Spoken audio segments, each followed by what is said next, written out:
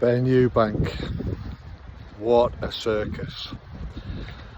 It's easy to sit there and criticise from a purist boxing perspective, say that these guys are nowhere near world level, say that they're not deserving of all this, but they're going to put bums on seats and they're going to get people to pay their money on pay-per-view, and they're going to get people talking about it, or they have had people talking about it. And as we head towards the fight, you know, the anticipation is going to build, more and more stuff on social media, more and more people like me getting excited about it, when I never thought I'd get as excited about it, because I didn't feel like the boxing level was going to be there to justify it. There's some absolute nonsense talked about Conor Benn being a WB, or when he talks about his opportunities with the WBC, there's a lot of people get kind of duped by that and think that he's one of the top fighters in the world at his weight. He's not. But I'm going to stop going on about that, because at the end of the day, both he and Eubank and the people who sold this fight have got an enormous amount of attention, and they'll get paid what they're worth. That's the bottom line. I've gone back and forth on this fight over the course of this week. At first I had an inkling that I thought Conor Benn would just be a little bit too fresh, too aggressive, too dynamic, and then I started leaning back towards Eubank, because he's bigger, he's longer, and he's fought at a better level. And then we had the weight situation yesterday. I thought he'd struggle at the weight, I thought he'd possibly miss it, he did. It's really important that people understand just how much it would have taken out of him to do that yesterday. I don't know whether he is playing one big game and actually a lot more comfortable with this than he's letting on. He put out there all the footage about showing him with his sweatsuits on, showing him really struggling to make the weight. All I can say is, in my limited experience, making weight, if you get on those scales because you think you've just about made the weight, you don't get on the scales if you don't think you've made the weight, and then you miss it by a small amount, and then you've got to go and do some more work, both physically and mentally. That is worse than what you've done in the previous week to get your weight down. The mental angst that the fighter then has to go through, the pressure that he feels, the time pressure, and the fact that his body's crying at that point, means that is a really tough process to go through. So when he'll have done that, and then he'll have got so close to within, what was it, 0.005 of a pound, whatever that equates to in ounces. I've heard a lot of people getting it all completely wrong, so I'm not even going to try. But it was next to nothing. It was a bag of crisps, basically. When you get that close and you don't make it, and you've talked up the importance of having discipline in your life and saying that you're a man and that men do this, that they find a way to make weight, they don't moan about it, they get on and do it, and then you don't do it, your ego's going to take one as well. He's going to be acutely aware of what he's said and statements he's made that he's fallen short on. So where are we after all that? You've still got the rehydration.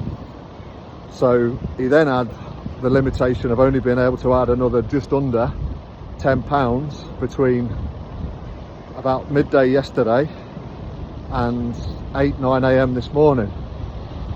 And that is a real limitation, because his body would have been crying out for hydration, for water, for fluids.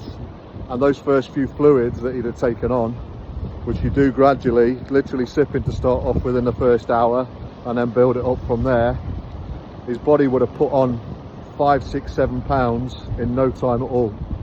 So to see that he's made it, and made it, I think he was 169.4 this morning, would suggest to me that he's done it a little bit easier than he thought he would, because he's got 0.6 of a pound in hand, which is a reasonable amount when you consider how tough he found it to make make those last ounces yesterday. So I've kind of flipped from Eubank yesterday being a broken man, having to go through the anguish, and bear in mind he's had 2 nights where he won't have slept properly, nowhere near properly. When you're dry, when you're that dry, you don't sleep as well. Even if mentally he can get himself into a state where he's relaxed, your body just doesn't behave in the same way it does when it's got enough hydration in it. These boys at that point have probably only got, they've got a large reduction in the amount of water that's in their body. Let's just leave it at that. I'm not going to try and give you a figure because I genuinely don't know. But those 2 nights, and so the night before weigh-in and then the night before the fight, the rehydration weigh-in, he cannot be anywhere near full health, full fluid levels. So you just don't sleep as well. So he's had that for 2 nights now. But if he's made it handier this second weigh-in than he expected, then that'll be a little mental boost. And what he's now got is a long period of time, something like 14 hours, which is enough time to get 2 big meals in, possibly 3, or 3 or 4 smaller meals, which come 7 or 8 hours into that process, you're really starting to fill out again a little bit. Your energy levels are starting to improve, and obviously that has an effect both physically and mentally. I don't think he's going to be able to get back. I think he'll have taken more out of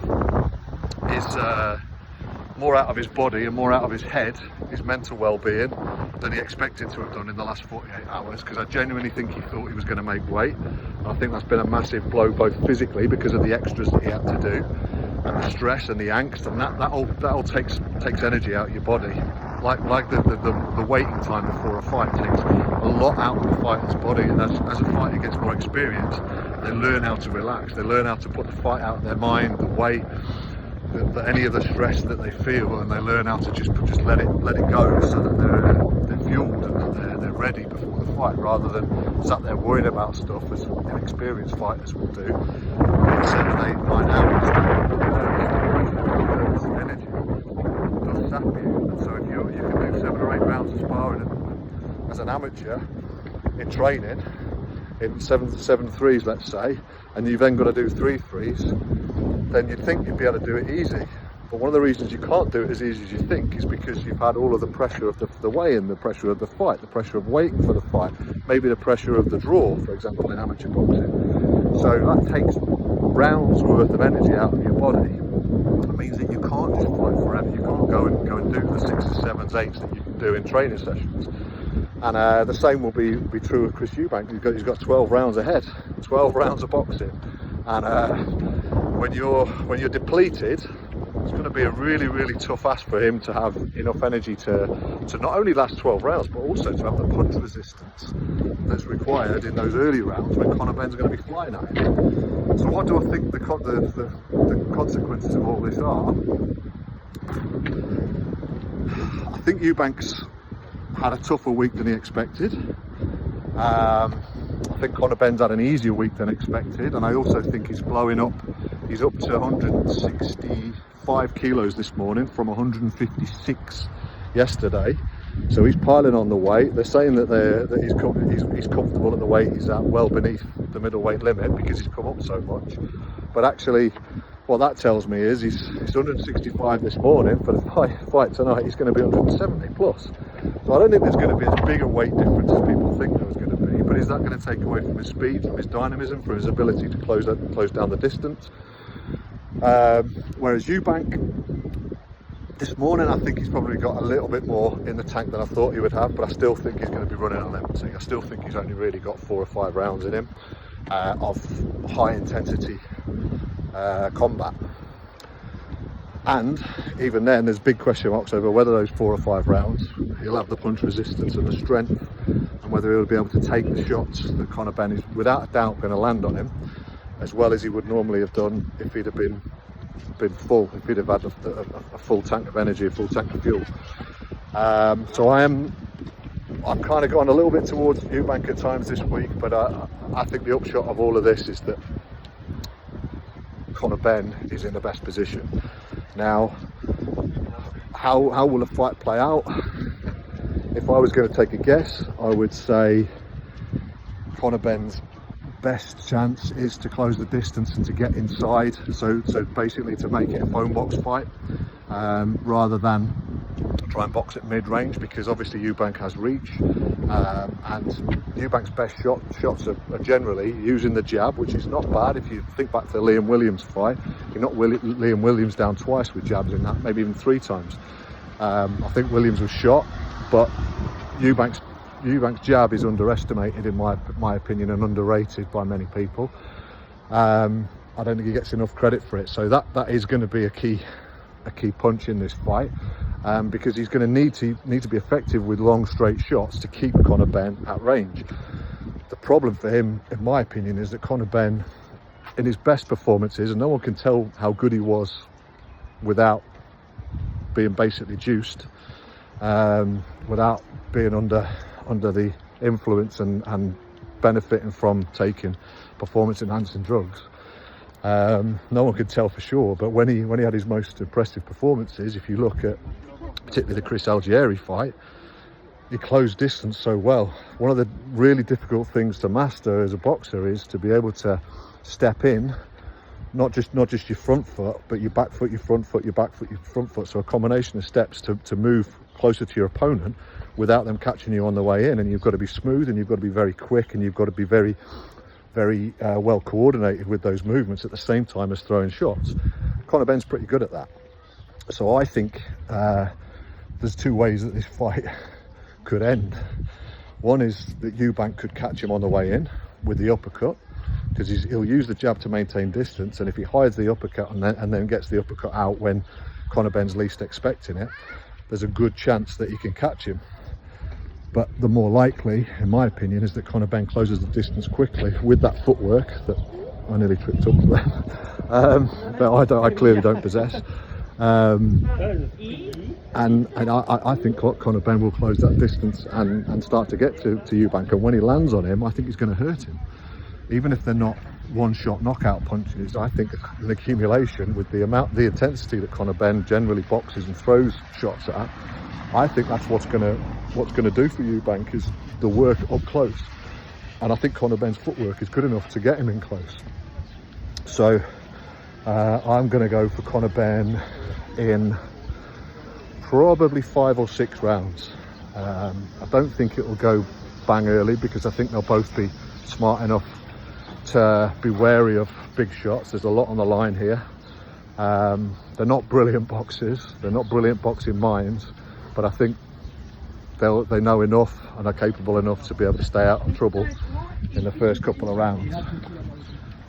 But I don't think Eubank's got he's got enough left in his tank to box for very long like that. And I also think the intensity and the occasion will probably mean that they'll start to take risks pretty quickly, Conor Benn particularly, because he's going to want to get that head low, he's going to want to stay compact, and he's going to want to move in and close that distance, try and clean out Eubank as quickly as he can do, while he's got the shots, while he's got the power, while he's got that explosiveness. Because as the fight goes on, I think it could, if that doesn't happen, then it could end up being who wants it most. Could end up being 2 pretty tired and limited boxers trying to find ways to get at their opponent, and then it comes down to stones, comes down to nuts and guts. I just don't think Eubank's got it in him to be able to go that far, and I don't think he's going to have the punch resistance to get over the shots that Conor Benn will land. So yeah, really interesting. I think it's going to be a really exciting fight, like one of the most exciting fights that you can get out there. And that doesn't mean that I think it's any better as a boxing fight, in terms of the quality of these 2 boxers when you compare them with other boxers in their weight category in world boxing. They're, in my opinion, top 20 boxers in the world in their weight categories. That's the kind of level I think they're at. I certainly don't think they're top 5 boxers, but that doesn't matter. What really matters tonight is how much money it makes. What also matters is how the fans are entertained by this. And not just boxing fans, but fans of other sports who tune in because the name of their fathers still resonates 35 years after the first fight. Everyone who loves sport, who was alive at that time, will remember what that felt like. It's the first rivalry that I can remember in boxing, in my life, where I sat there and watched the television, watched them sign that contract on lunchtime television, live on network TV with millions watching it in the middle of the day, and I remember just thinking, these two really don't like each other. That's the first time I remember seeing that. I was probably, whatever, 11 years old or something like that. But that dislike has endured. The two families are destined to meet and to have to fight. Those two boys have been destined to fight each other since the day they popped out, and that's what makes this fight such a huge fight in terms of the amount of eyes that are going to be on it, not just in Britain but all over Europe and the rest of the world. And that means that there's going to be a shitload of money that this fight generates. I can't wait.